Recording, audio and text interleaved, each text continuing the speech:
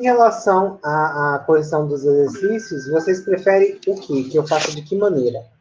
Que eu faça uma correção gravada, eu gravo e deixo disponível a correção dos exercícios, ou vocês preferem que eu deixe que, quando eu fizer a correção das atividades de processamento de RNA e tradução, eu faça tudo junto, numa aula só?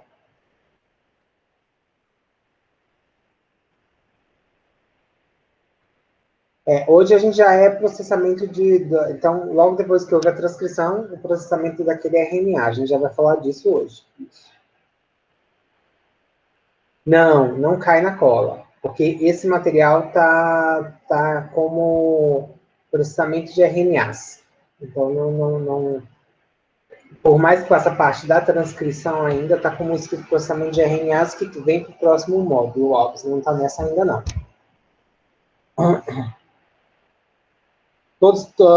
Vitor falou que pode ser tudo junto. Então, podemos fazer tudo junto, então?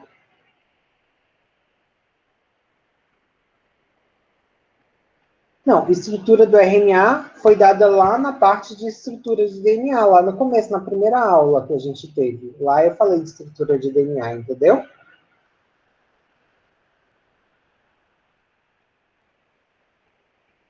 Do RNA, eu falei de estrutura. Quando eu dei estrutura de DNA, eu falei de estrutura de DNA e estrutura de RNA juntos.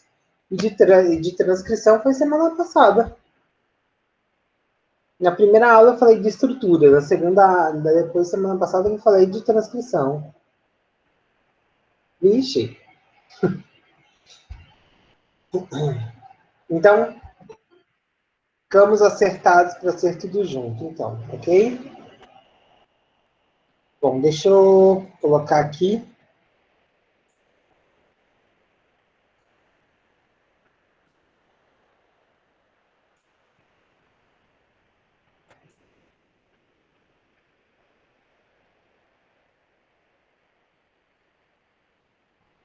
Bom, já estão vendo a minha tela aqui.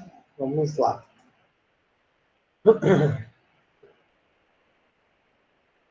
Bom, meninos, hoje a gente vai falar de... Eita, deixa eu só liberar. Está entrando, está entrando.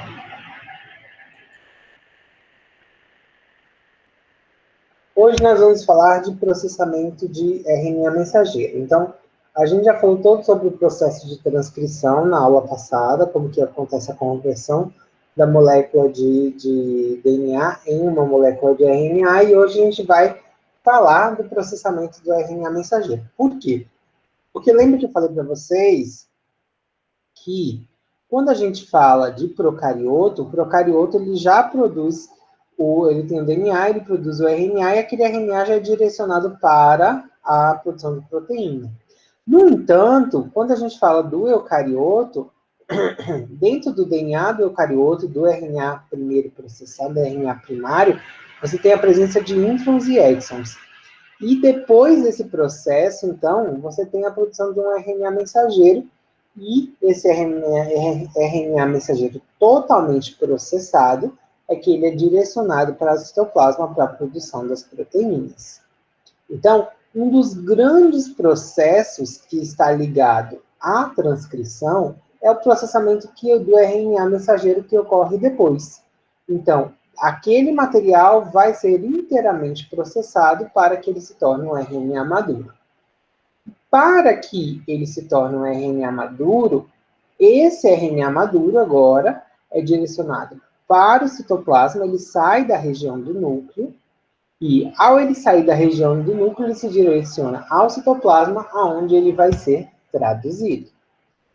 Para que esse RNA seja considerado maduro, é preciso que ocorra basicamente 3 processos principais. O primeiro processo, deixa eu só abrir.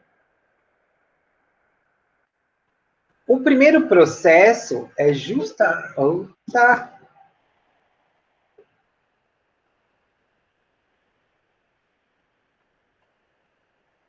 Posso falar agora, será? Então, o primeiro processo é justamente as modificações químicas que vão acontecer nessa estrutura, nas extremidades dessa molécula de RNA mensageiro. segundo processo são justamente as remoções dos introns. E, por último, alguns RNAs podem sofrer algumas alterações de sequência, que nós chamamos de edição de RNA mensageiro. Então, um RNA maduro, muitas vezes, ele precisa passar por estas fases, principalmente a primeira e a segunda. E alguns RNAs, além da primeira e a segunda, faz também a participação por essa terceira fase. Então, quando a gente fala da primeira, que é justamente a modificação química nas extremidades, basicamente acontece uma modificação nas pontas daquele RNA para que ele seja protegido. Por que ele precisa ser protegido? Ele precisa ser protegido porque o RNA ele é um material de fita simples. Material de fita simples, na presença, no interior de uma célula, muitas vezes pode ser reconhecido como um vírus. E aí, normalmente, as bactérias, e principalmente os eucariotos, vão ter nucleases que vão degradar esse RNA. Então, para que esse RNA não seja degradado, é preciso que ele seja protegido. E duas modificações vão acontecer. Uma na extremidade 5', onde vai acontecer o ganho de um capacete, que nós chamamos de CAP, chamado CAP 5', e na outra extremidade 3', uma cauda de polinucleotídeos, que nós chamamos de cauda poly-A. Vamos ver exatamente como que isso tudo acontece. Então, aqui eu tenho uma estrutura de RNA. A primeira, de RNA não, de DNA. Esse DNA ainda tem o intron aqui na sua estrutura. Esse RNA, esse DNA sofre, então, a transcrição. A gente tem um RNA, um pré-RNA. A primeira coisa que vai acontecer é justamente que aquele RNA vai receber esse capacete na extremidade 5'. A segunda coisa que vai acontecer é ele receber vários nucleotídeos, que é o que nós chamamos de cauda poly-A. E a terceira coisa que vai acontecer é a retirada do intron. O que é essa cauda, esse capacete que ele recebe? Então, para proteger o RNA em eucariotos, quando ele começa a ser produzido, ele ganha na sua extremidade o que nós chamamos de um capacete. E esse capacete vai proteger esse RNA da degradação de nucleases. Mas, eu esqueci de colocar no chat para ver se vocês estão com... Mas como que é esse capacete? O que é isso? Então, basicamente, a primeira coisa que a gente precisa entender é que o primeiro nucleotídeo que está lá na ponta daquele RNA, ele tem os 3 fosfatos livres ainda. E esses 3 fosfatos livres é que impede que um novo nucleotídeo seja ligado aqui. Então, basicamente, a primeira coisa que vai acontecer neste RNA é que ele vai receber agora um nucleotídeo invertido. Como assim? Você acabou de falar, Lucas, que eles têm os fosfatos, e os fosfatos fazem com que ele não consiga inserir um nucleotídeo. Exatamente, ele não consegue inserir um nucleotídeo da maneira correta. Ele vai ser colocado um nucleotídeo invertido. Como assim, Lucas? Então, lá naquela região, na extremidade 5' daquele RNA que acabou de ser produzido, então aqui, ó, aqui eu tenho a RNA polimerase, então, houve a formação da bolha de transcrição, e a partir do momento que houve a formação da bolha de transcrição, já começa a acontecer a produção do RNA. Então, naquele RNA que acabou de ser iniciado, vai acontecer essa ligação. Então, basicamente, isso acontece por quê? Porque lá, a primeira base daquele RNA, ela tem um fosfato livre, ela tem os 3 fosfatos, então ela ainda é trifosfato. Espera aí que alguém está pedindo aqui para entrar. Então, ela ainda é trifosfato. E aí, naqueles 3 fosfatos, agora, ao invés dela receber um nucleotídeo da maneira correta, ou seja, ligado pelo fosfato que estaria aqui, ela vai receber ele de maneira totalmente invertida. Então, vai vir uma guanina trocada, e essa guanina é uma metilguanina, porque lá no carbono 7 da base nitrogenada, ela vai sofrer uma metilação. Essa guanina simplesmente vai se ligar aqui. Vamos lá, como que se dá esse processo. Então, aqui, ó, eu tenho a fita de RNA. Então, o primeiro nucleotídeo da fita de RNA, ele tem os 3 fosfatos na sua extremidade aqui, e esse nucleotídeo também tem os 3 fosfatos. O que vai acontecer? Primeiro vai vir uma enzima chamada RNA trifosfatase. Ela vai cortar um fosfato daqui e vai cortar 2 fosfatos desse nucleotídeo. A partir do momento que acontece esses cortes, vai vir uma outra enzima chamada guanililtransferase, que ela vai pegar esta guanina e vai ligar com aquele fosfato. E, por fim, lembra que eu falei para vocês que existe uma metilação no carbono 7 da guanina? Vai vir uma enzima metiltransferase e vai, então, colocar esse grupo metil justamente nesta região. O que está acontecendo aqui? Basicamente, é como se este nucleotídeo que entrou de maneira invertida, ele servisse como um capacete mesmo, porque ele protege, e a partir daqui, nenhuma enzima tem a capacidade de degradar aquele RNA que foi, então, formado. Ok? Então, novamente. Então, aqui eu tenho o meu RNA. No primeiro nucleotídeo daquele RNA, independente de que nucleotídeo seja, ele vai ter os 3 fosfatos livres e vai vir agora um nucleotídeo de guanina, e esse nucleotídeo de guanina vai ser inserido de forma invertida. E aí vai acontecer primeiro uma quebra dos fosfatos das duas pela RNA trifosfatase, depois uma união dos nucleotídeos do primeiro nucleotídeo com aquele nucleotídeo que foi invertido pela guanililtransferase e, por fim, a inserção de um grupo metil naquela região aqui, fazendo com que essa base nitrogenada totalmente invertida seja colocada naquele ponto. Ok?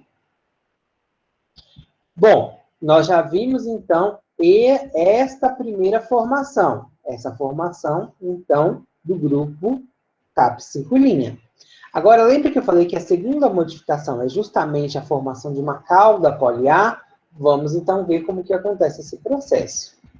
Então, esta cauda poliar também é inserida para também proteger o RNA.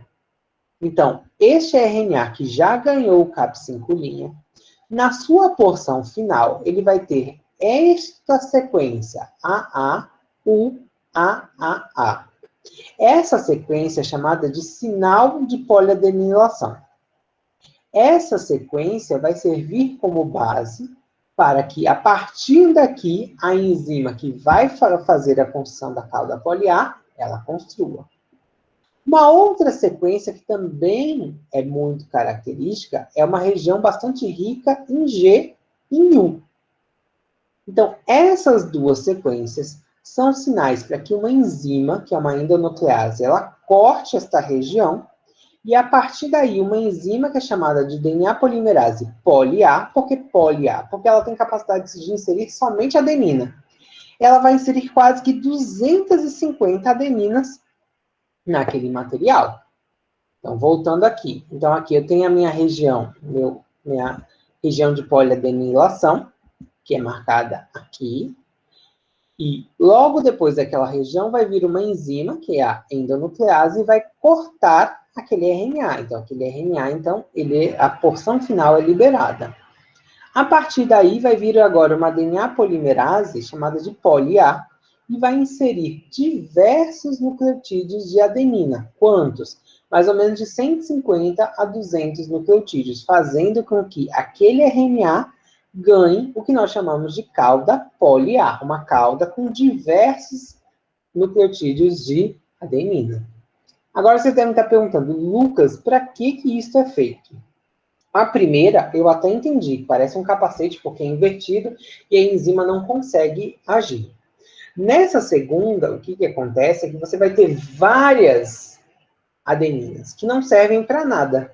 E qual que é a função delas? A função delas é de bode expiatório. Por quê? Porque as enzimas, elas vão ficar degradando essa cauda poli-A e não vai conseguir chegar a tempo para degradar esse RNA mensageiro e, enquanto ela não chega, aquele RNA mensageiro, então, é traduzido. Então, essa cauda poli-A, ela serve como um boi de piranha. Vai gastando aí a enzima nesses nucleotídeos que não tem nenhuma importância. Eles têm importância para proteger. Então, são 250 nucleotídeos. É uma quantidade bastante grande que faz com que essas enzimas elas gastem tempo nesses nucleotídeos e que dê tempo para que o restante do RNA, que é realmente funcional, possa ser, então, traduzido. Então, novamente aqui mostrando.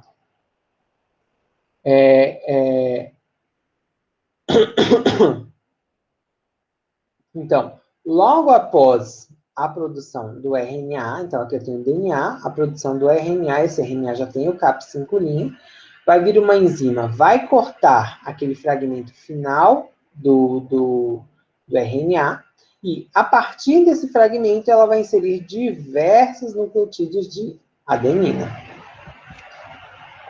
Bom, feito isso, então, a gente já tem naquele RNA que foi formado, o Cap5' e a cauda poli-A.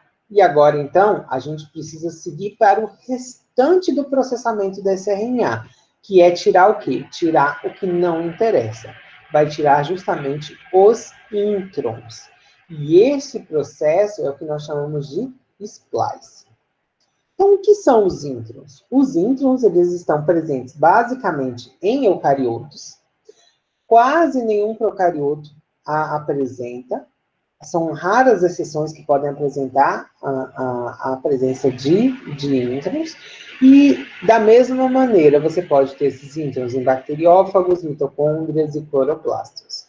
O tamanho é totalmente diferente conforme a complexidade. Então, quanto maior os introns, mais, teoricamente, mais complexo aquele indivíduo é.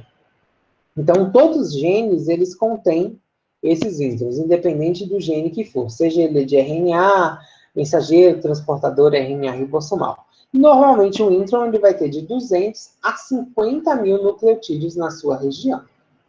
O que caracteriza um intron? Um intron, ele precisa ter, basicamente, as seguintes informações. Bom, ao final de um exon sempre termina nessa região AG.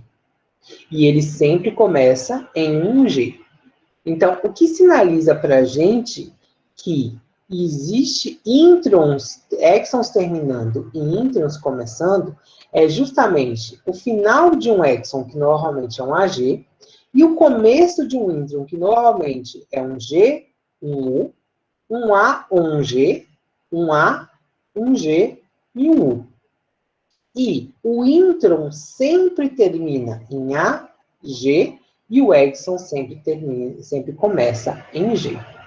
Essas duas regiões são muito conservadas em quase todos os introns. Por isso, elas são chamadas de sítios de processamento. Sítio de processamento, seja ele 5 linha, seja ele 3 linha. No meio daquele intron, normalmente, a gente vai encontrar uma adenina solta. Por que ela está solta? Porque ela não está ligada a outras adeninas. Ela está no meio de determinadas sequências, ela vai estar ilhada ali. E ela é chamada de sítio de ramificação. E a gente vai ver daqui a pouco para que cada uma delas serve. Bom, quando a gente fala dos introns, os introns, eles precisam ser processados.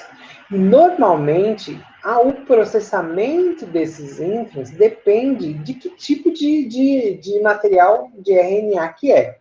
Então, por exemplo, a gente tem os introns do tipo 1, que que eles vão estar presentes principalmente no RNA ribossomal. Os introns do tipo 2 vão estar presentes principalmente em mitocôndrias e cloroplastos.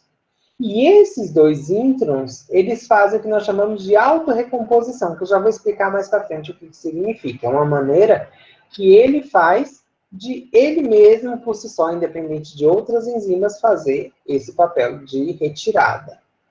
A maioria dos nossos genes são genes que nós chamamos de genes nucleares, ou seja, quase todos os RNAs mensageiros são genes nucleares. E eles dependem de um processo que nós chamamos de spliceossoma para que ocorra, então, a sua retirada. E, por fim, o outro grupo é dos RNAs transportadores, que eles fazem um processo principalmente mais ligado a um processo enzimático. Tanto RNA ribossomal quanto RNA transportador, a gente vai falar um pouquinho deles mais detalhado no fim de nossa aula, ok? Bom, basicamente, quase todos aqui, os introns, eles vão seguir o seguinte processo. Então, lembra que eu falei que existia esta região de processamento 5' e essa região de processamento 3'. O que vai acontecer? Vai acontecer que esta região 5', ela vai sofrer uma quebra. E ao ela sofrer uma quebra, vai acontecer, então, o que nós chamamos de dobra ou ramificação. Aquela ponta se liga justamente naquela adenina que estava solta no meio do intron. E, após esse processo, vai acontecer um segundo corte, e aquele exon e esse exon vão se ligar e aquele intron, então, vai ser liberado. Certo?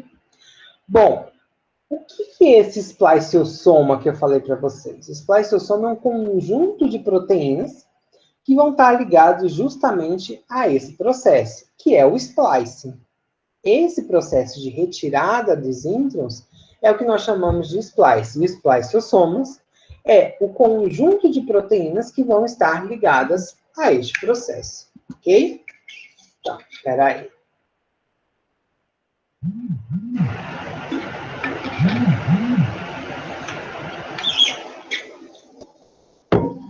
Bom, então, basicamente, o splicing vai ser a retirada desse intron e, ao fazer a retirada dos introns, vai ser também a junção desses dois exons, ok? Como que isso acontece? Então, a primeira coisa que vai acontecer é um corte na extremidade 5'. Após o corte da extremidade 5', após o corte da extremidade 5', essa extremidade vai fazer uma dobra, fazendo uma formação em alça. Após acontecer este corte, vai acontecer um segundo corte na extremidade 3'. E, após acontecer esse segundo corte, o intron ele é liberado e os exons se unem, certo? No entanto, não é tão simples assim. Uma série de proteínas estão envolvidas nesse processo, principalmente as proteínas do tipo 1. O 1, o 2, o 4, o 6, o 5, são elas que estão envolvidas nesse processo para fazer esses cortes e fazer esses dobramentos. Você também vai ter algumas outras enzimas em outros RNAs, como, por exemplo, a RNase P, mas isso a gente vai falar um pouquinho mais para frente, tanto do processamento do RNA ribossomal, quanto do processamento do RNA transportador. Vamos focar neste grupo aqui, que eu acho que vai ser mais interessante para a gente. Então, a primeira coisa que eu falei para vocês é que o primeiro corte precisa acontecer nessa região 5'. Quem que vai fazer esse corte? Esse corte vai ser feito por uma proteína chamada U1. E ao ela fazer o corte, além de fazer o corte, ela tem a capacidade de carrear aquele intron para ligar a proteína U2, que se ligou naquela adenina que estava lá no meio, naquele sítio de ramificação. Então, o U se ligando ao U2, vai acontecer, então, estas dobras, e agora as proteínas, o 5, o 4 e 6, vão ser as responsáveis por cortar os introns e religar os exons. Então, aqui de novo. Então, o U se liga num ponto, na extremidade 5', o 2 se liga lá no sítio de ramificação.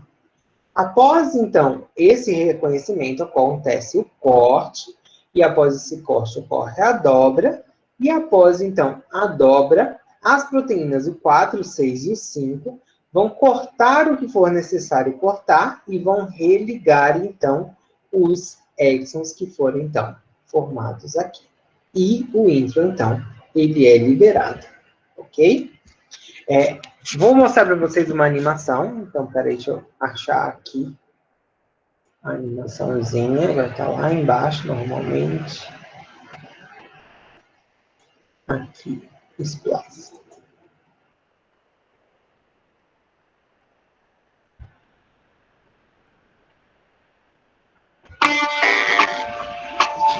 Vamos ver aqui.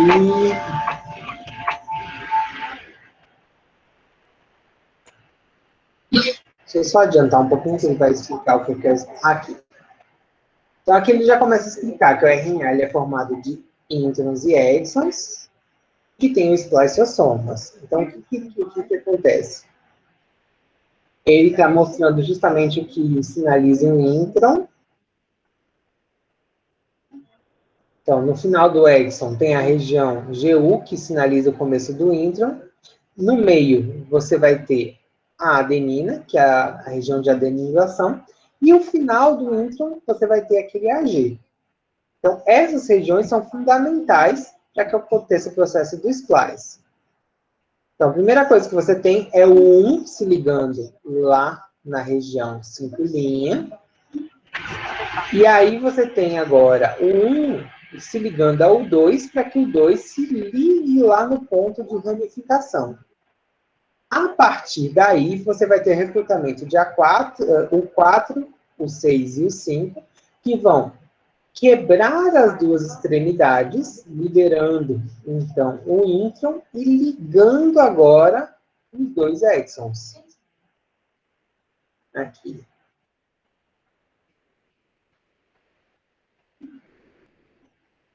Então, aqui agora corta o corte.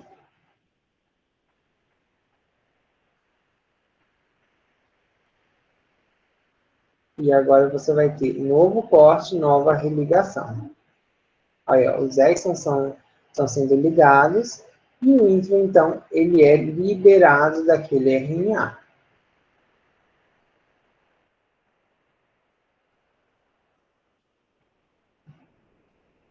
Então, agora o intron, ele é liberado para seguir agora a sua função.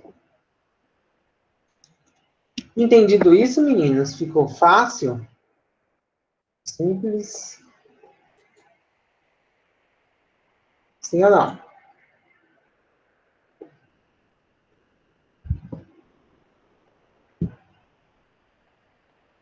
Meninos? Emil? O que você... Mais ou menos por quê, Vitor? O que você não entendeu? Me explica.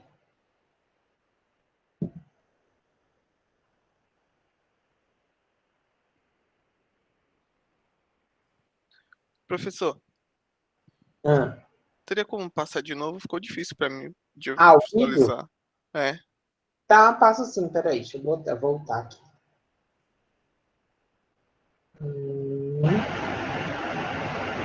Aqui. Ó, então, deixa eu parar aqui o vídeo, deixa eu voltar aqui um pouquinho. Então, ó, o que ele está mostrando aqui? Ele está mostrando, basicamente, que tem uma fita de RNA, você já vê que ela já tem aqui o Cap5'. Ó, ela tem aqui o Cap5', ela aqui tem um exon, aqui você tem um intron, aqui você vai ter outro exon, e aqui provavelmente a cauda poliar que ele está querendo dizer.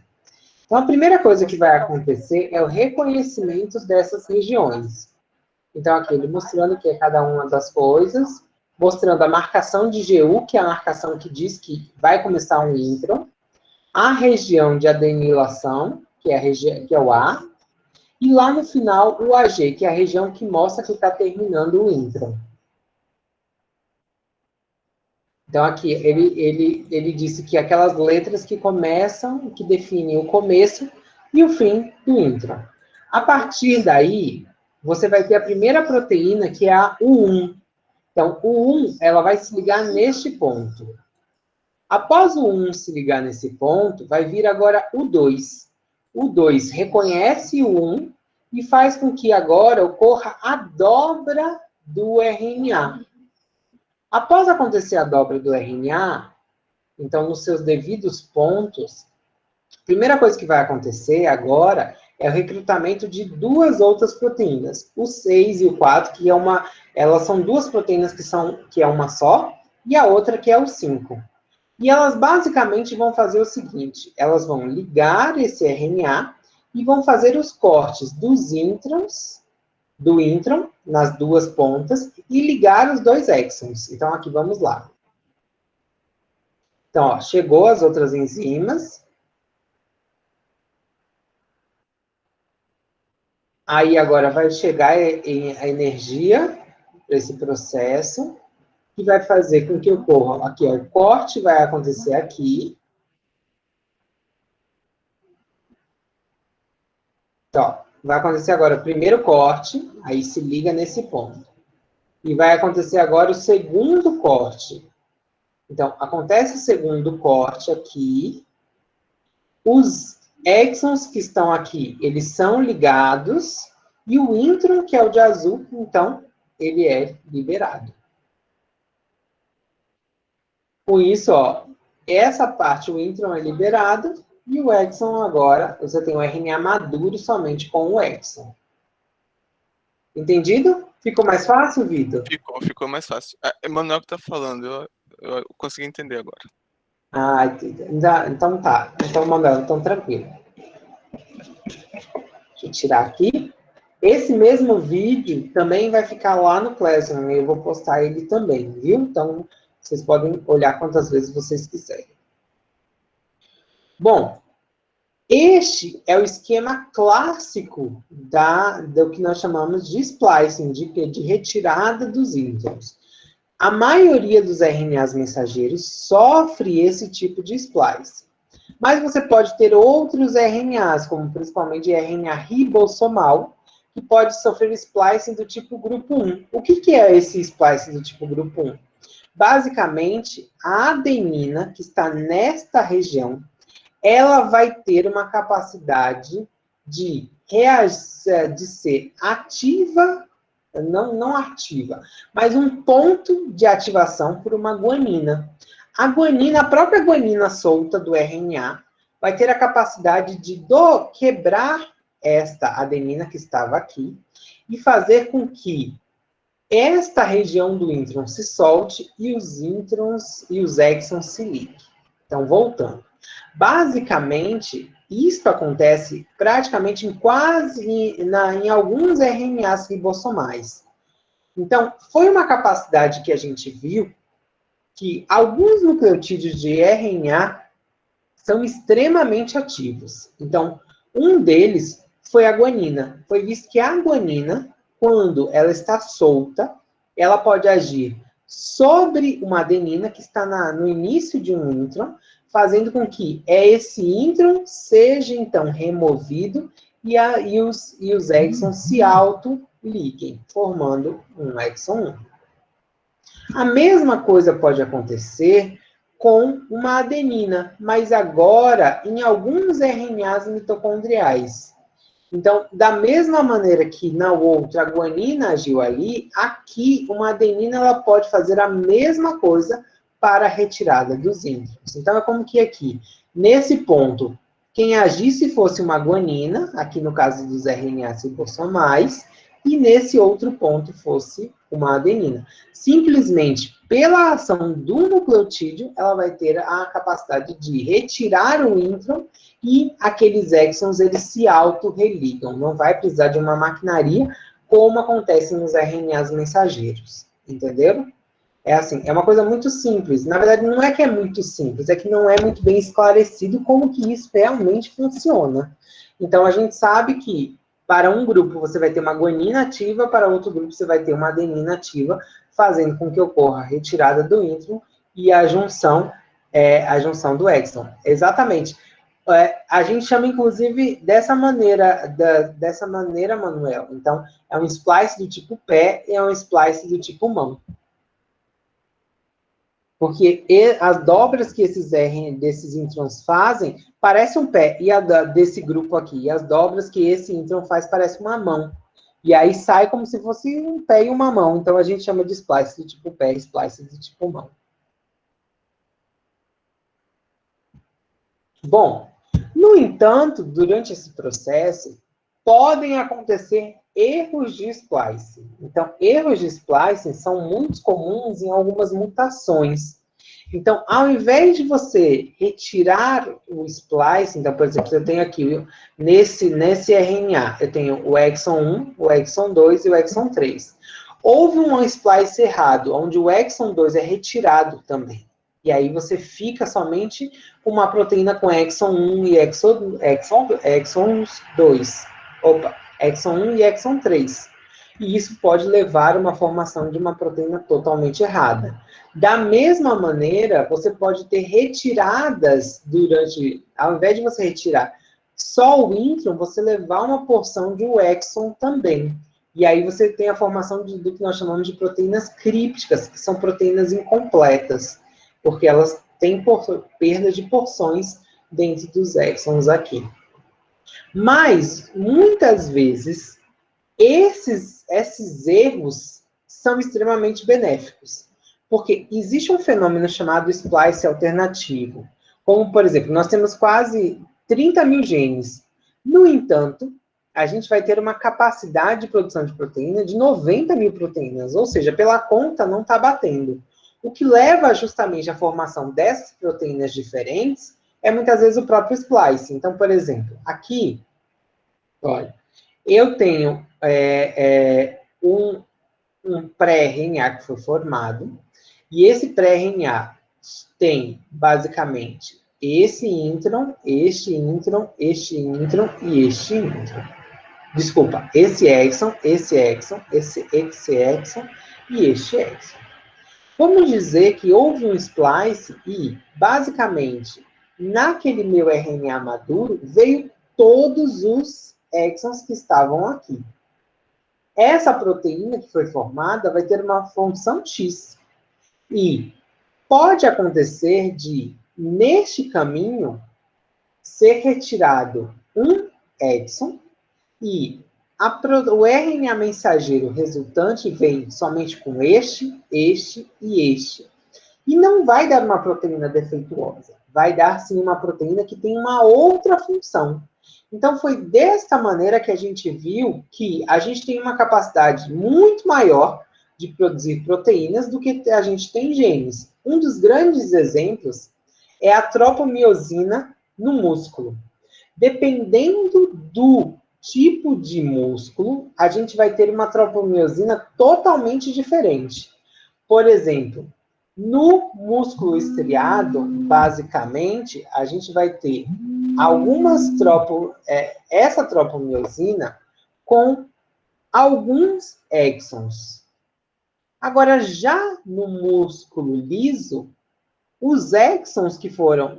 Lembrem que a constituição do gene é a mesma, é o mesmo gene, só que dependendo da localização, você vai ter a tropomiosina diferente. Então, a tropomiosina que é produzida no músculo esquelético, ela tem exons que são diferentes da tropomiosina que foi produzida no músculo liso, que é diferente da tropomiosina produzida em alguns fibroblastos, e é diferente da tropomiosina produzida no cérebro. E isso vai fazer com que a gente tenha capacidade de produzir mais proteínas do que a quantidade de genes que a gente tem. Isso vai ficar mais tranquilo quando a gente falar lá na frente de regulação de expressão gênica. Vocês vão entender por que isso acontece, ok? E por último, muitas vezes este RNA ele pode sofrer edição. Então, não é frequente em todos os indivíduos, mas alguns indivíduos, alguns RNAs mensageiros desses indivíduos podem sofrer uma edição final. Eles podem sofrer uma inserção ou uma deleção dos nucleotídeos que estão existentes no RNA. Então, isso é muito clássico, por exemplo, numa proteína que a gente tem chamada de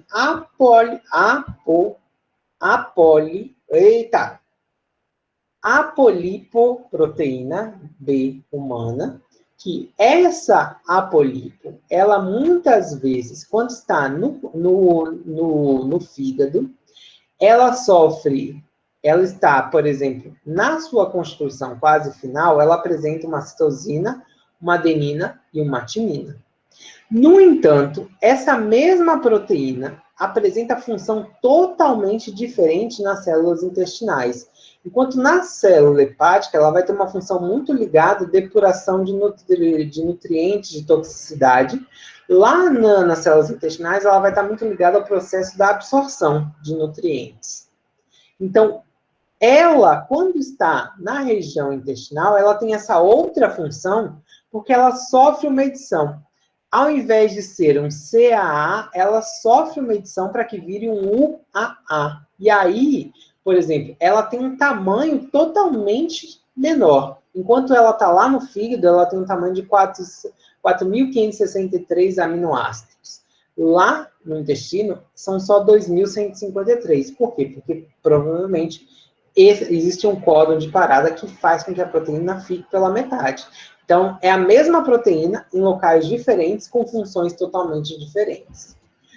Um dos mecanismos que faz essa troca é um mecanismo que nós chamamos de RNA-guia. É um RNA que está principalmente presente, já foi muito bem caracterizado em tripanossomos, não está muito bem caracterizado nos humanos, mas ele tem a capacidade de se ligar naquela região, então é RNA, então eu tenho aqui meu RNA mensageiro, esse RNA mensageiro vem um RNA guia, se liga a ele, e a partir desse RNA guia é que, já que essa adenina que está aqui não consegue se ligar com uma guanina, vai vir uma enzima retirar essa adenina e vai colocar uma uracila naquele lugar, fazendo com que aquela proteína ela tenha uma função totalmente diferente, ok? Então, por exemplo, a poliproteína, que foi o que eu falei para vocês, vai vir uma enzima que nós chamamos de enzima de edição. Então, ela vai reconhecer o local exato onde ela precisa trocar e ela vai trocar aquele nucleotídeo. Então, aí ela vai trocar essa citosina por uma uracila, ok? E aí, meninos, agora, este RNA que foi produzido, já recebeu seu CAP5', já recebeu sua cauda poliar, já teve a retirada dos íntrons, pode ter sofrido uma edição, agora ele está pronto para ser direcionado para o citoplasma. E lá no citoplasma, então, ele vai ser traduzido.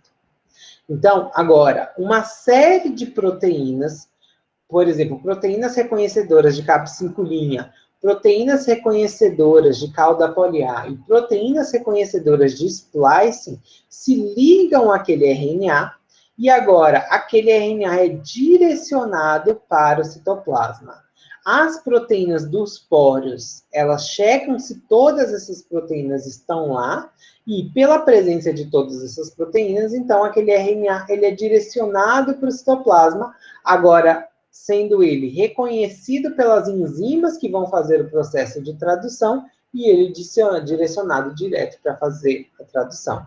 Ou seja, se no caso de eucarioto, se aquele material não for processado, ele não vai ter a capacidade de passar do núcleo para o citoplasma. Por quê? Todas essas proteínas acabam reconhecendo tanto o CAP5', quanto o cauda poliar, quanto o splicing que ia acontecer, e elas são checadas, porque se elas estiverem presentes, as proteínas, o complexo que está no poro nuclear, vai checar a presença delas, e elas, então, vão ser direcionadas para o citoplasma. A ausência de qualquer uma dessas proteínas vai fazer com que não ocorra a passagem dela para o citoplasma, ok? Entendido? Então, vamos fazer uma revisão rapidinha desse processo. Então, ó, aqui eu tenho a minha RNA polimerase trabalhando, e a minha RNA polimerase ela já está produzindo o RNA.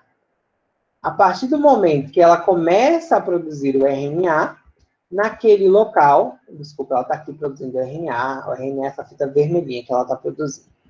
Então, naquele local, você vai ter as enzimas que vão adicionar o CAP5', fazendo a adição desse CAP5' naquele RNA, e a partir do momento que agora aquele RNA vai sendo produzido, as proteínas que reconhecem o CAP5' já se ligam, as proteínas que vão fazer o splice já vão fazendo o spliceosoma, e ao final da produção daquele RNA, agora, as proteínas que vão adicionar a cauda poli-A, elas vão inserindo, então, os nucleotídeos de adenina.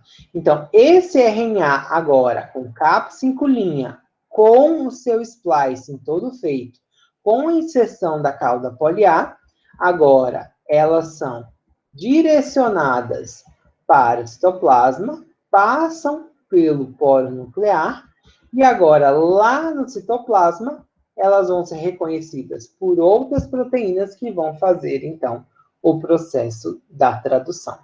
Ok? Entendido isso, meninos? Alguma dúvida?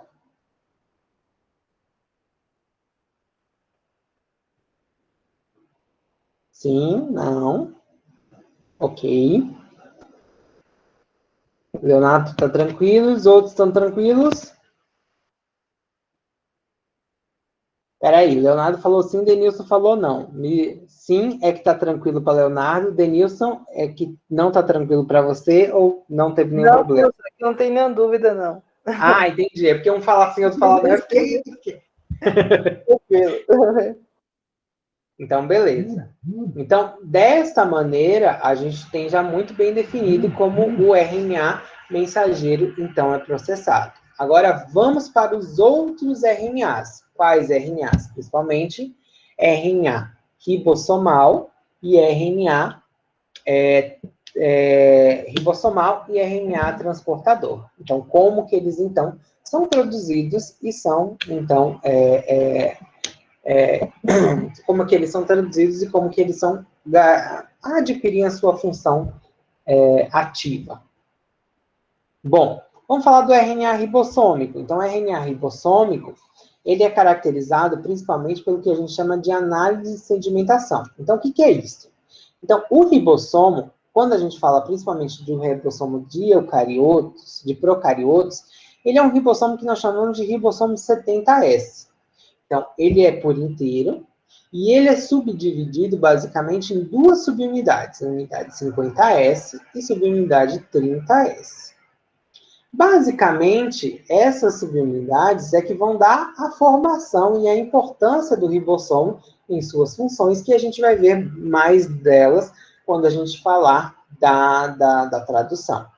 Então, aqui um outro esqueminha. Então, ele é um ribossomo 70S, ele tem uma subunidade maior, que é 50S, e uma subunidade menor, 30S.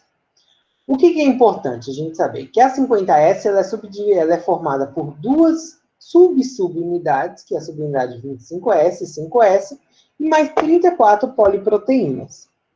E a subunidade menor, ela é formada pela porção 30S, que é representada pelo fragmento 16S e mais 21 poliproteínas.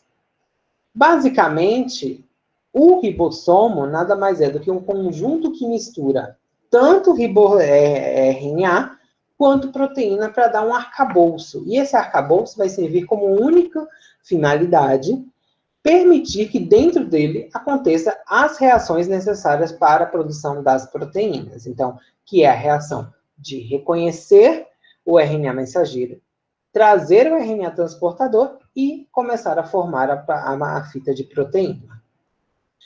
A mesma coisa acontece com o de eucarioto. O eucarioto ele também é formado de um ribossomo, só que esse ribossomo já não é mais chamado de 70S, e sim chamado de 80S. Por que esse 70, esse 80? Lucas, o que é isso?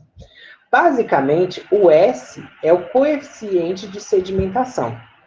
Esse coeficiente é a força que você vai precisar para, numa centrifugação, você baixar aquele ribossomo. Então, juntos, você vai precisar de uma força maior do que quando eles estão separados.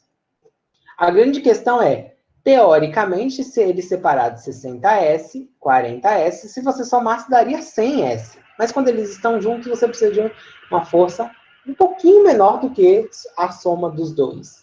Então, o S é a velocidade da centrifugação, a força da centrifugação que você precisa para poder baixar.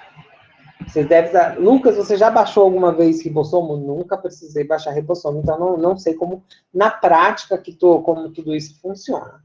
Mas o ribossomo de eucarioto, ele é subdividido em duas unidades também, que é a subunidade maior, só que ela é 60S, e a subunidade menor, 40S. Sendo que a subunidade maior ela é formada por porções, que é chamada 28S, e duas outras porções, 5S e 5,8S, mais 45 poliproteínas. Essas porções que eu falo são porções de RNA. Então, existe uma porção do RNA chamada 28S, uma porção do RNA chamada de 5S, uma porção do RNA chamada de 5,8S. É uma sequência de DNA que codifica esta porção de RNA. E a mesma coisa para a subunidade menor, que tem a porção 18S e mais 30 poliproteínas. Então, o RNA, quando ele é formado na sua estrutura principal, ele é formado de uma maneira linear, e ele vai ganhando dobras secundárias e terciárias, foi aquilo que eu falei para vocês lá na primeira aula, que torna, então, a formação de sítio-ativos do ribossomo. E isso faz que, junto com algumas poliproteínas, o RNA ribossomal, ele tenha a característica do ribossomo e permita com que ocorra as reações da tradução. Então, quando essas estruturas, essas dobras, de uma maneira tridimensional, vão levar à formação desses dois arcabouços e vão permitir, principalmente, a entrada de RNA transportador dentro dele. Então, quando a gente faz a produção do RNA, essa produção do RNA ribossomal, ele é feito através de unidades, e essas unidades que são genes que estão dentro do DNA. E eles vão sofrer algumas modificações para que, então, ele adquira a sua função final. Então, por exemplo, a gente fala, por exemplo, do RNA de procariotos. Lembra que eu falei que a subunidade maior, ela tem a 25S, a 5S, e a subunidade menor tem a 16S. Todas elas são genes. Então, esses genes, eles vão estar muito próximos um do outro. Então, quando o micro-organismo precisar produzir ribossomo, ele vai fazer este RNA de uma fita simples que vai estar ligado, e agora este RNA ligado vai sofrer algumas clivagens, e que vai dar a produção da porção do RNA 16S, do 25S e do 5S. O que é isso? Então, basicamente, esse RNA sai em uma fita simples. Agora, ele vai sofrer algumas quebras por enzimas muito específicas, que são RNAs do tipo 3, RNAs do tipo P e RNAs do tipo E. Cada uma cortando num ponto diferente. Então, por exemplo, aonde tem o 1, então, neste ponto, neste ponto, neste ponto, neste ponto, é a RNase do tipo 3 que corta. Neste ponto aqui é a RNase P. E nestes dois pontos aqui é a RNase do tipo E. Então, a partir do momento que é produzido o RNA relacionado ao RNA ribossomal, é o que nós chamamos de pré-RNA ribossomal, ele sofre esses cortes. E a partir do momento que ele sofre esses cortes, eles se separam. No entanto, é como se sobrasse algumas rebarbas ainda naqueles RNAs, que vão ser degradados, então, por algumas nucleases. Essas nucleases sabem onde tem que cortar, justamente porque vai acontecer algumas metilações nas outras regiões que não podem ser cortadas, e aí, então, você vai ter o RNA ribossomal de maneira madura, final, naquele processo, ok? A mesma coisa vai acontecer no RNA de mamífero. Você vai ter os mesmos processos. Então, você vai ter as mesmas enzimas também fazendo os mesmos cortes nos genes. Então, você vai ter no DNA o gene da porção 18S, o RNA da porção 5,8S e o RNA relacionado à porção 28S, que depois vão ser produzidos em uma fita única e vão ser clivados de maneira igual acontece nos procariotos. No entanto, nesses RNAs, você pode fazer com que também aconteça alguns splicings, principalmente esses RNAs que estão envolvidos em RNA ribossomal. Enquanto em alguns indivíduos podem acontecer esses cortes por algumas enzimas, quando a gente fala de outros indivíduos, como, por exemplo, drosófilas, alguns genes também de mamíferos, acontece o processo do splicing clássico, da mesma maneira que eu expliquei para vocês do RNA mensageiro. Então, acontece simplesmente essas dobras e os cortes, fazendo com que esses grupos, então, sejam retirados, e da maneira idêntica. No entanto, alguns grupos também podem sofrer, em alguns indivíduos, também podem sofrer aquela questão da guanina. Lembra que tem um processo que parece um pé, que simplesmente essa guanina vem e retira os introns que não servem para nada e depois podem fazer essas ligações. E isso vai depender de indivíduo para indivíduo. Fala assim, nossa, Lucas, isso está muito confuso, como que eu vou saber o que cada indivíduo faz? A gente não sabe. A gente não sabe, e principalmente porque muitas vezes você encontra nos próprios mamíferos tipos diferentes de processamento, entendeu? O que é importante que vocês saibam é que essas porções dos ribossomos, elas são produzidas, mas que depois elas são tiradas por clivagens enzimáticas e por processos de splice. O que vai levar em cada região, se vai ser splice, se vai ser enzimático, é o que a gente exatamente não sabe. Então, vocês sempre vão perceber que a gente sabe muito mais de bactéria do que a gente sabe de eucarioto em relação a alguns dos processos, ok? E o RNA transportador? Lucas, como que se dá o RNA transportador? Bom, o RNA transportador, ele tem uma característica muito específica. Primeiro, ele tem esse formato muito clássico dele, e ele tem que ter uma dobradura que permita com que ele carreie em uma determinada região um aminoácido e ele carreie o que nós chamamos de anticódon. Para que ele seja, então, dobrado, que ele sofra todo esse processo, é preciso que ele seja muito bem processado.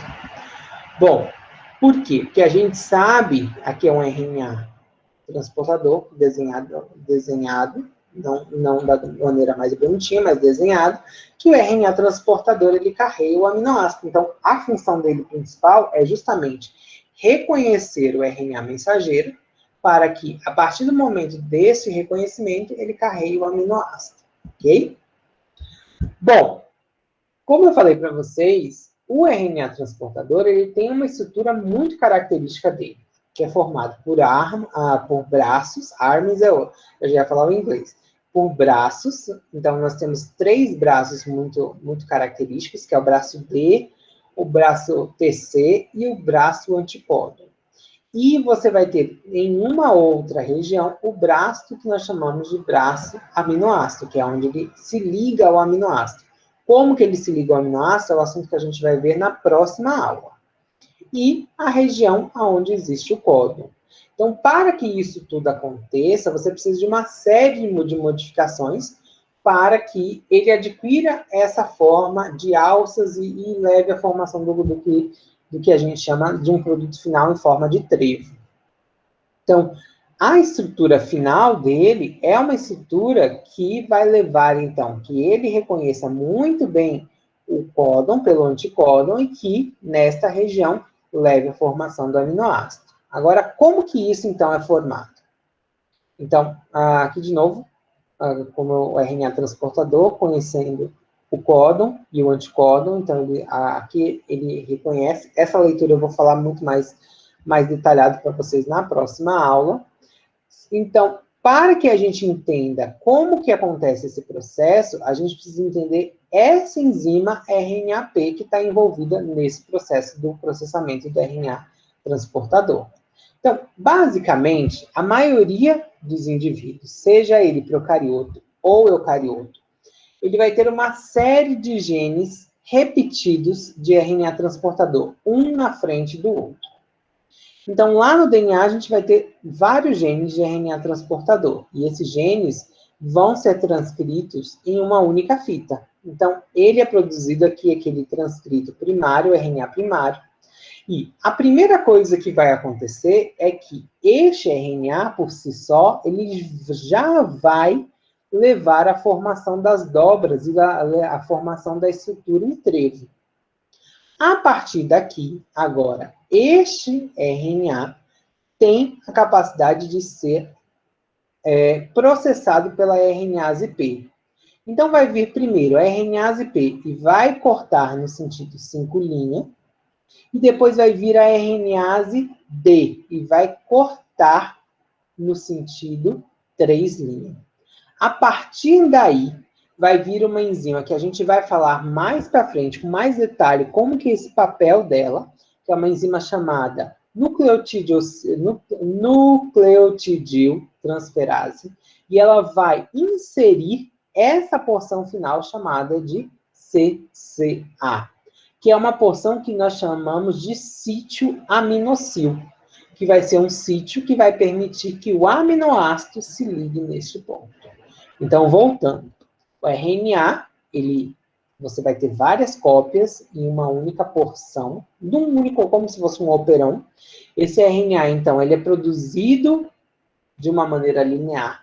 Ele sofre as suas dobras em formas de trevo, e a partir do que ele sofre essas dobras, a RNase P, ela corta nesse sentido 5' e a RNase D corta no sentido 3'.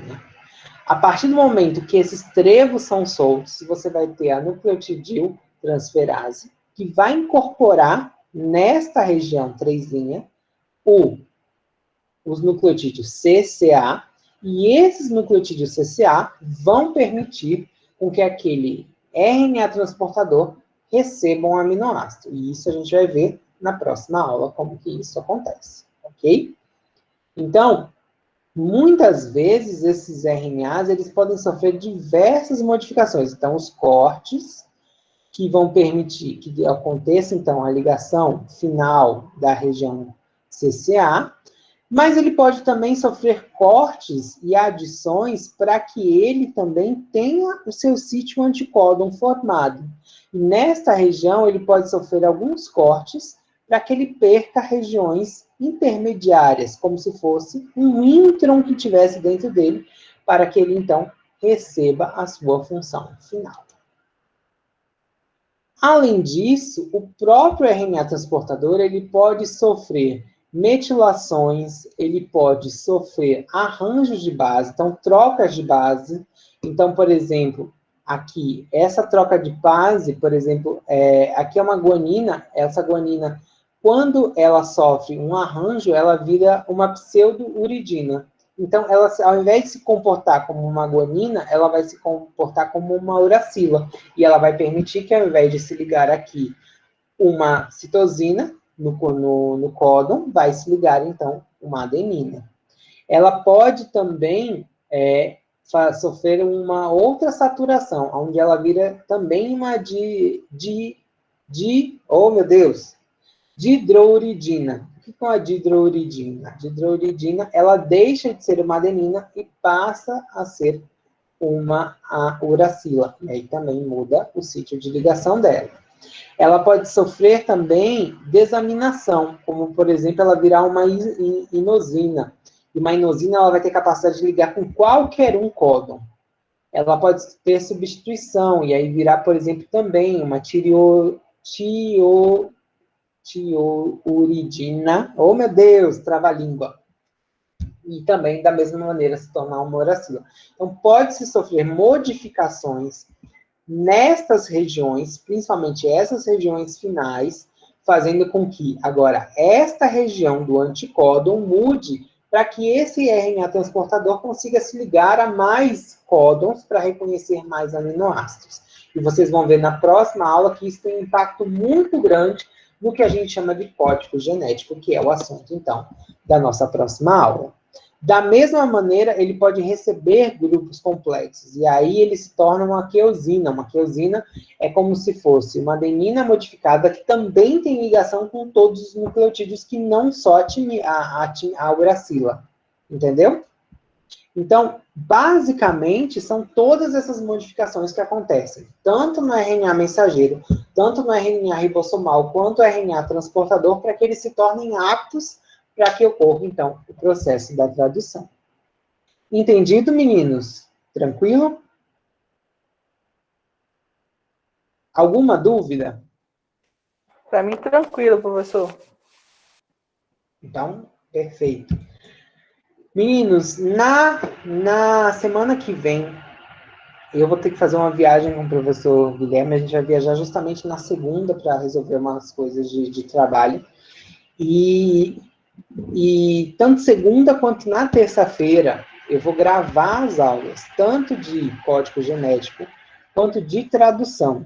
E eu vou tentar gravar de uma maneira que eu repita várias vezes cada processo. E eu vou deixar, por exemplo, a aula de código genético, que seria na segunda, ela vai disparar na segunda no horário da aula. A outra vai disparar na terça no nosso horário da aula.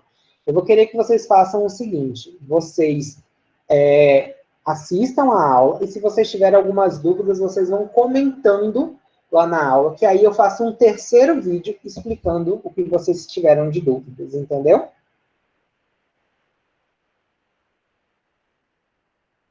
Certo? Então, a gente faz o seguinte: eu vou deixar as aulas gravadas, justamente por causa dessa viagem, e aí, então, a gente vai fazendo dessa maneira. Ok? Professor, Oi. antes de sair, eu tô com um problema no Google Classroom. Essa atividade que teve da replicação e transcrição. Eu entreguei. Então, eu fiz a atividade, coloquei tudo bonitinho e apertei para enviar. Só que tá pendente. E eu fui entregar hoje a pesca, eu vi que tá pendente. Aí quando eu entrei para ver de novo, são duas, né? Você tem que fazer uma. São duas páginas. Sim, isso. eu só fiz uma página e não fiz a segunda. Aí não entregou nenhuma das duas ou eu só Não, preciso fazer a segunda? Você precisa fazer a segunda, senão ele não entrega nenhuma das duas. Então, eu tô apertando próximo para ir para a próxima página. Aí fica assim, você precisa responder antes isso aqui. Eu não consigo ir para a próxima para responder a É porque, segunda. assim, se você deixar alguma questão em branco, ele não deixa. Mas tá tudo em branco, não tem nenhuma resposta. Não, você vai precisar responder a primeira e a segunda inteira para poder enviar, entendeu? Vou ter que fazer tudo de novo então, porque eu apertei próximo pensando que era enviar e eu acho que não foi. Ó, a dica que eu sempre dou para vocês: tentem ir respondendo no Word, e aí depois vão colando lá, e aí se der algum problema vocês colam de novo, entendeu? Tá, Eu professor. já ia cair nessa aí também, só que aí eu alertei, eu tinha anexado as atividades, e depois, quando eu coloquei tudo, aí tinha a próxima, tinha outras perguntas, eu falei, misericórdia. Igual eu também, no meu caso aconteceu bem isso aí. Eu achei que só tinha aquelas ali, e na hora que eu cliquei em próxima, tinha mais que... Mas eu tirei isso aí. Foi só uma vez que eu fiz, aí os meninos da turma passada reclamaram, e aí todas as outras não tem esse negócio de próximo, é só uma única página, tem uma página só. Tá bom, obrigado, professor. Nada. Outra coisa, meninos, alguém de vocês está tendo algum problema para ver os vídeos?